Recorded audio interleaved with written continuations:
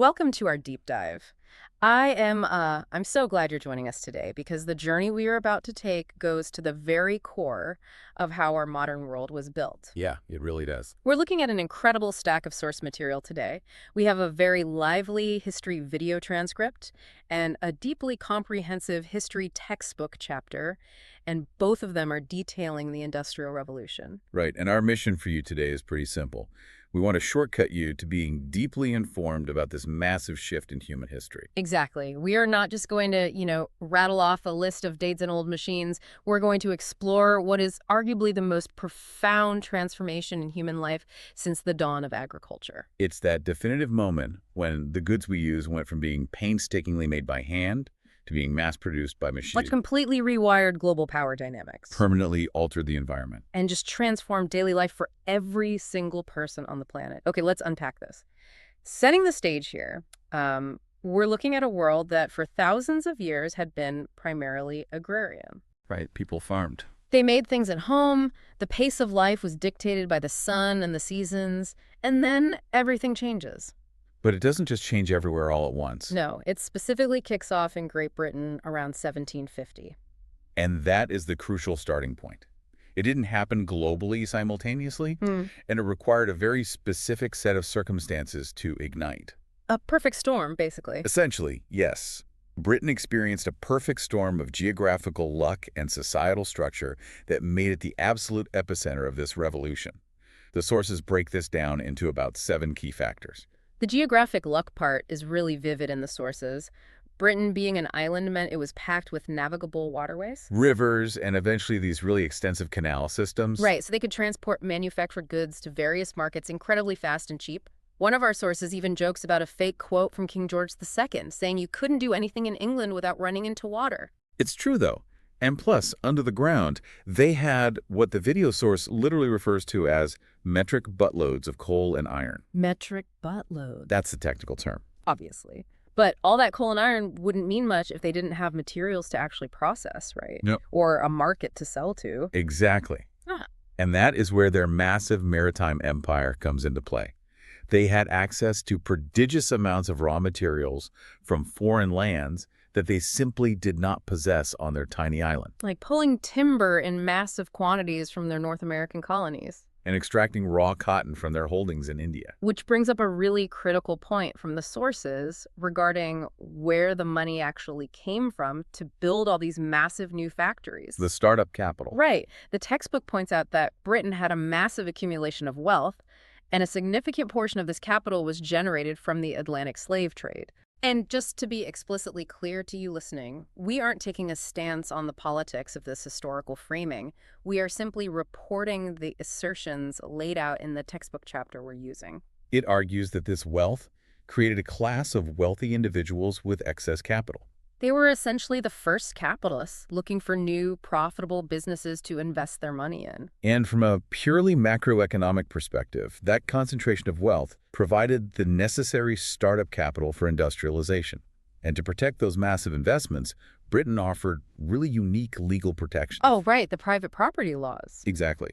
The government passed laws strictly protecting private property and the rights of entrepreneurs. So if you were going to take a massive financial risk to build a factory. Or develop an untested machine. Right. You felt secure doing so because the law was structured to be on your side. Precisely. So they had the resources, the global reach, the capital, and the legal safety net.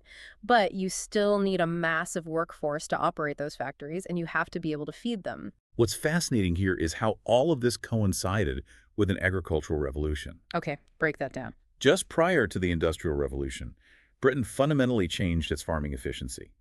We see the wide-scale implementation of crop rotation and the use of the seed drill.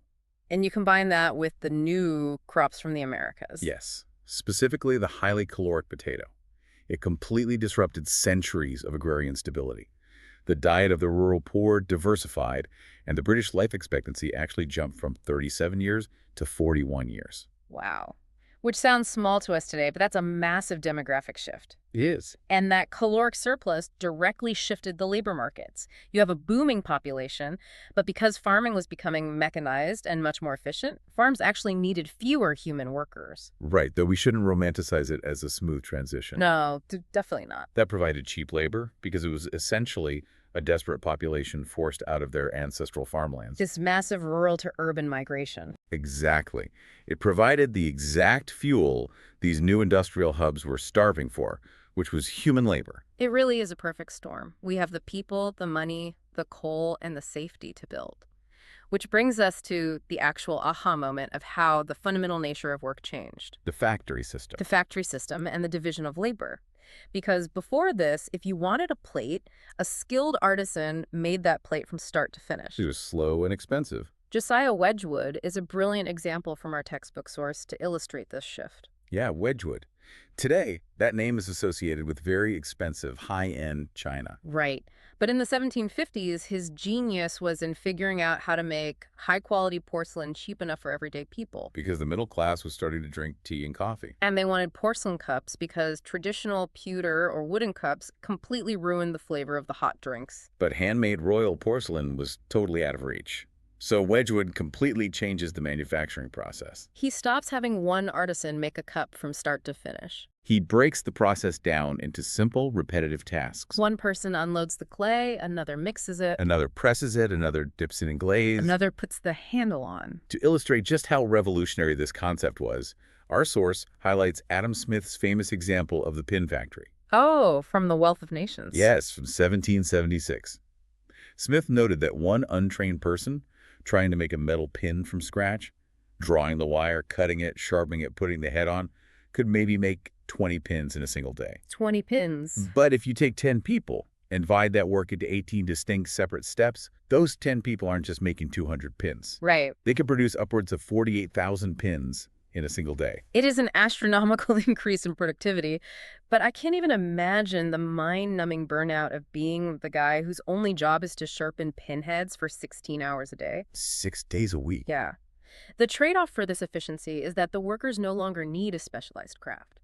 They become easily replaceable cogs in a machine, performing one single action over and over. It fundamentally devalued the skill of the individual worker.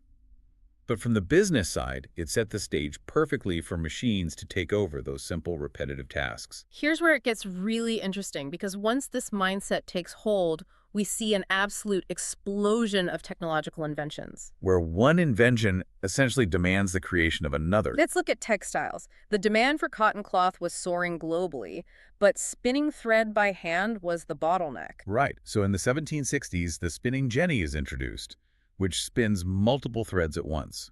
Then Richard Arkwright invents the water frame. Utilizing moving water to spin strong thread without human muscle. And then Samuel Crompton follows that up by combining the best of both into a machine called the mule. The mule could spin cotton faster, finer, and more evenly than any human being ever could. Suddenly, British industry was underselling traditional handmade Indian cotton cloth on a massive scale. And to build all these complex new machines, you need a tremendous amount of iron. Which they had.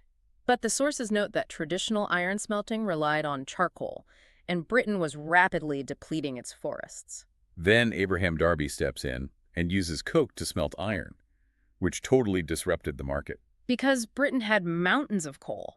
So iron suddenly transitioned from a scarce, expensive material to something incredibly cheap and abundant. And this eventually scales up to massive architectural marvels. Like the Crystal Palace in London. Exactly, a gigantic greenhouse made entirely of glass and iron. But even with all that cheap iron and new machinery, the true bottleneck remained power. Right, because if you wanted to power Arkwright's water frame, you had to build your factory right next to a fast-flowing river. Which brings us to the real game changer. The steam engine. Now, I know there was an older model called the Newcomen engine, but the sources really emphasized James Watt's contribution.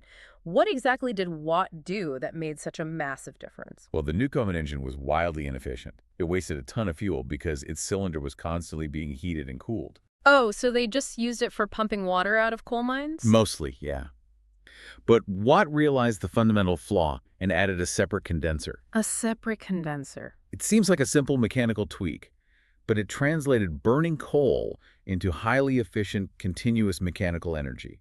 Meaning you could strap that engine to a loom, and you could build your massive factory anywhere you wanted. The geographic tether to the river was completely severed. And the application of that portable power source didn't stop at factory doors. We see Robert Fulton's steamboat, the North River, cruising up the Hudson. George Stephenson's locomotive, the Rocket, hit speeds of 30 miles per hour, pulling heavy train cars. Railroads exploded across the landscape, moving heavy freight and people faster than ever before. And the ripple effects hit communication just as hard. Oh yeah, Volta's battery. Alessandro Volta invents the battery, which provides the foundation for the electric telegraph. Samuel Morse and others figure out how to send signals over a wire. For the first time in human history, the speed of communication was decoupled from the speed of physical travel. A message didn't have to go on a horse or a boat anymore. It traveled at the speed of electricity. The pace of innovation is just breathtaking. But as our sources deeply detail, this rapid transformation came with an immense and often horrifying human and environmental cost. It did.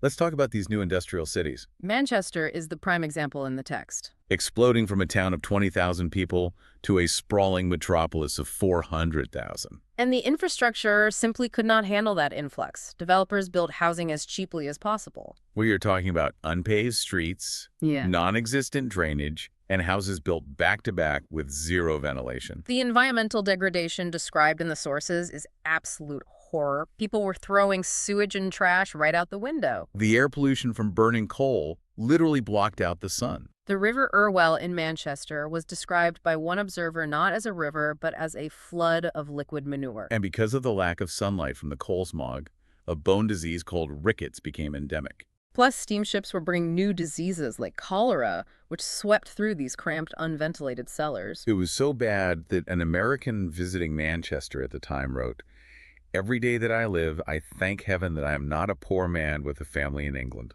That quote really sticks with you, and the misery extended right onto the factory floor. Working in those factories meant performing those deeply repetitive tasks we discussed earlier. For 10 to 16 hours a day. Surrounded by dangerous, deafening, fast-moving machinery. I saw a note in the textbook about gaslighting. Yes. On paper, piping coal gas into street lamps in buildings sounds like a great technological leap for public safety and even evening education. Why does the source frame it as a trap for the factory workers? Because before gaslighting, the workday was naturally limited by the sun. When the sun went down, the factory had to close. Oh, I see. But once factory owners could artificially light a massive mill at night, they pushed workers into 2 8 to 10-hour shifts, The workday expanded far past sunset. maximizing the use of the machines at the expense of human rest. And the demographics of who is doing this work is staggering. Factory owners vastly preferred hiring women and children The sources note children as young as 5 or 6 were brought into the mills. because they were cheaper to pay, more docile, and their small bodies could physically crawl under the massive moving machines. To sweep up dust or tie broken threads while the machines were still running. It's just brutal. It is.